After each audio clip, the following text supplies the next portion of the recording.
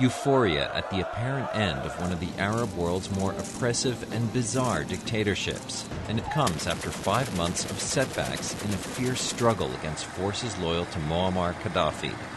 U.S. President Barack Obama took a break from vacation to herald the change. This much is clear. The Gaddafi regime is coming to an end, and the future of Libya is in the hands of its people. Libyans were inspired by revolutions earlier this year in neighboring Egypt and Tunisia, but Mr. Gaddafi's forces hit back, and rebels needed help from a NATO air campaign. Elliot Abrams was President George W. Bush's deputy national security advisor and is now at the Council on Foreign Relations.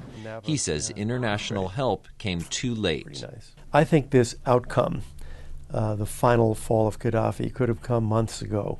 Still, the road ahead is fraught with challenges. One is law and order.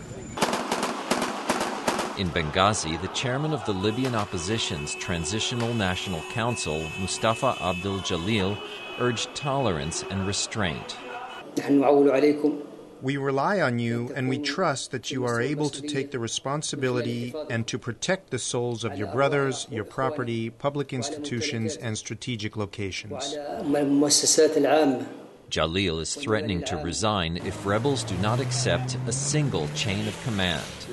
But David Pollock at the Washington Institute for Near East Policy has met some of them, and he says they're an incoherent group.